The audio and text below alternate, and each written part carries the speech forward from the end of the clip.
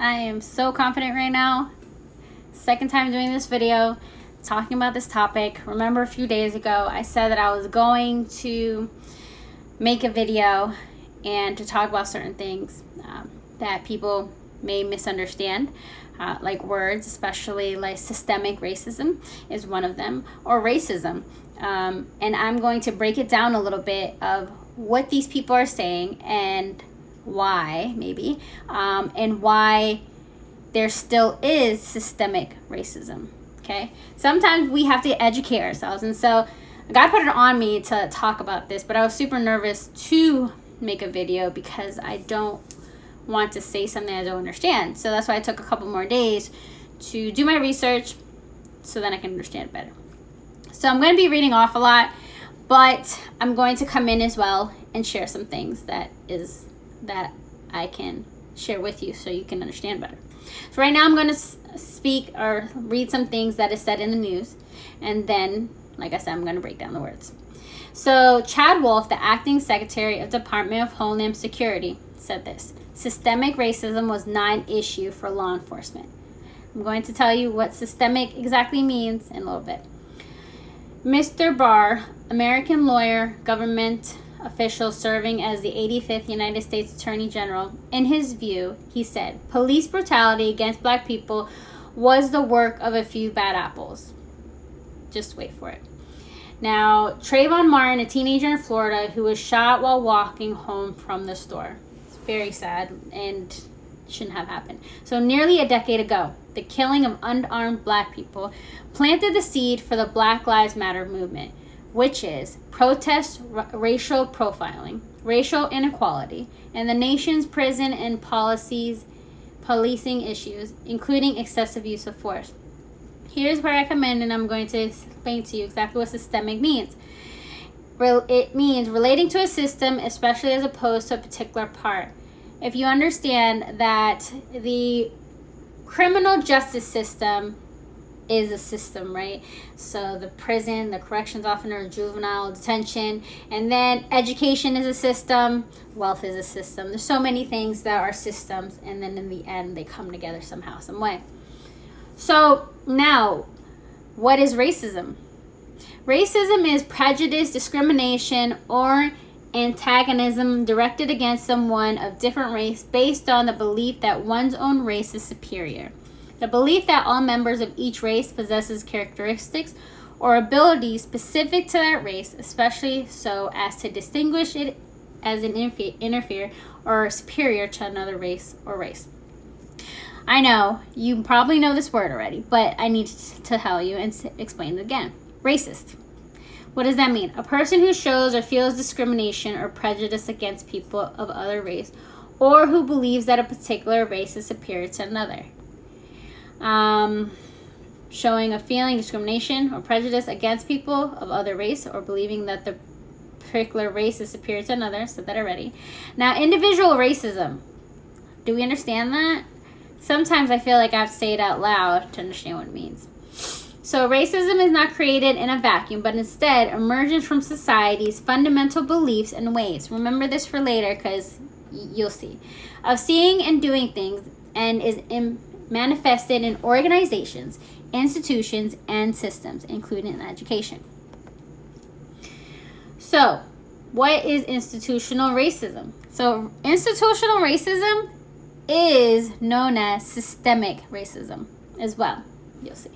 It is a form of racism expressed in the practice of social and political institutions. It is reflected in the disparities regarding wealth, income, criminal justice, employment, housing, healthcare, political power, and education, among other factors. So systemic racism, it is about deep-rooted discrimination that has been repeated itself. It's been repeated itself again and again and become more and more ingrained in society during a span of generations. So now I'm going to read off of this article that really helped me to understand what racism looks like. Okay, so how did it get to systemic racism? So first it starts with internalized. So that is race-based beliefs and feelings within individuals. Then it goes up to the next one. Interpersonal. So this is biases shown between individuals through words and action. Next is where it goes to the institutional.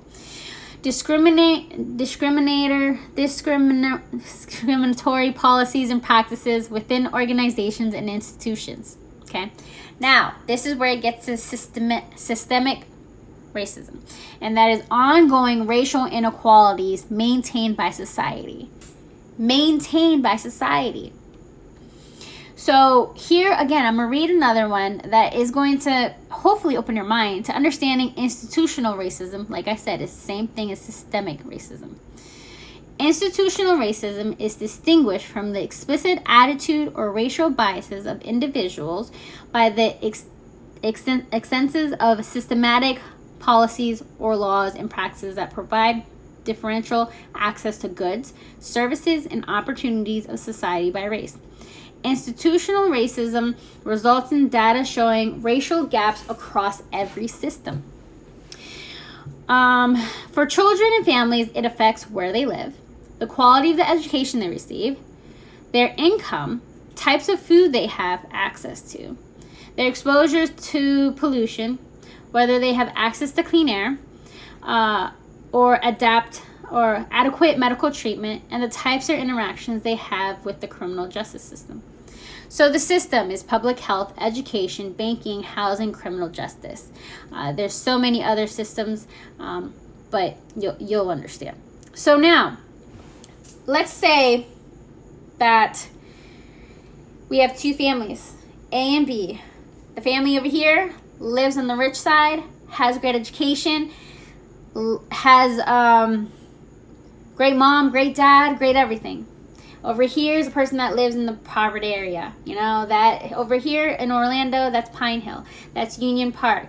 We're in Brevard County. I know there's some in Palm Bay. There is another place over there. Oh, Cocoa. Cocoa is one.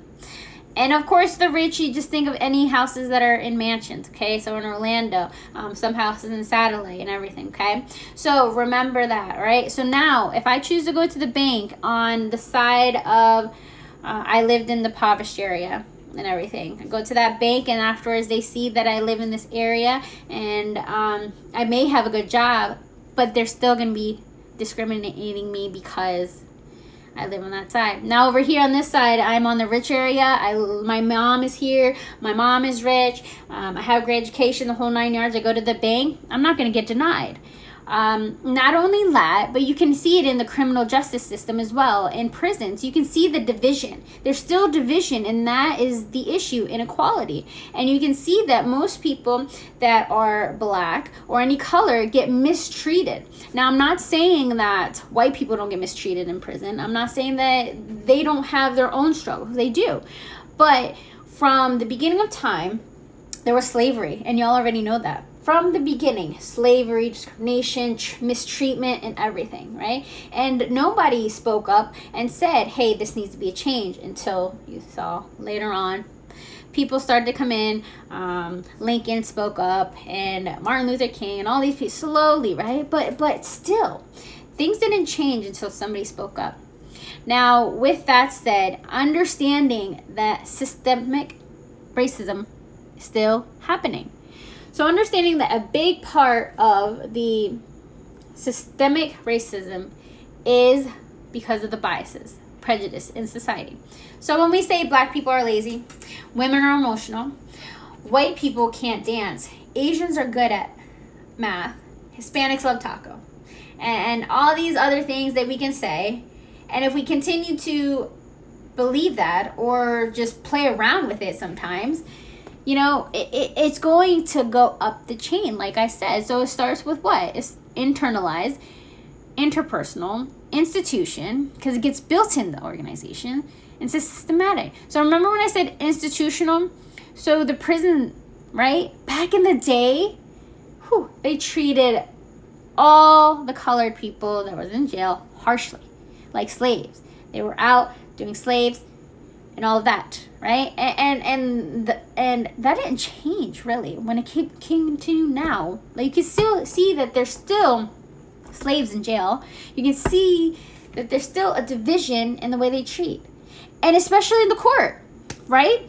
the punishment for a white person compared to a black person or any color. You can see the statistics where people that are of color is way higher and they're in prison longer. And this person is just like, well, bye. For the example of Trayvon Martin, Zimmerman, what happened to him? Not guilty.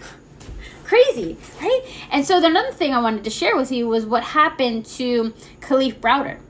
Kalief Browder was innocent. He went to jail in which he should never went to jail. They didn't even have proof that he stole the person's book bag. They didn't have any proof at all.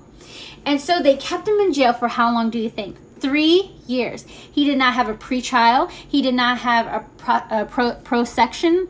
Like it's basically a pro hearing, basically, when you go there and they see if they even have evidence on you to go ahead and convict you. So they didn't give him that. He went directly to the prison and he was in confinement for over 300 and something days. And he was abused. He was sexually abused. He was beaten. He was all of that. But guess what? In the end, he got out 3 years later. 3 years later, he was in jail. Okay? Can you believe that? I cannot believe that. And why is that? Because he didn't have enough money to get a lawyer. He didn't have somebody to defend him. Now, if we look at the other side of, whites or some people do have great privileges and are able to do it. But if you see the statistics, you can see the mistreatment. And so with Kalief, in the end, he came out 3 years and he told his story. There's a documentary on it. Okay? Just letting you know, you have to watch it. But in the end, guess what happened? He killed himself. He died by suicide. He died by suicide because of all the things that he went through in jail. He just couldn't handle it. He didn't want to, but he just couldn't handle it. So he wanted to be an activist. And so this is why I'm mentioning his name. Now, what can we do about it? So here I found some information. So support systemic changes, more equal opportunity. Schools are mostly funded by property taxes. Independent of property taxes, spread the funds equally. So we could change that. But baby steps, so I'll tell you in a few.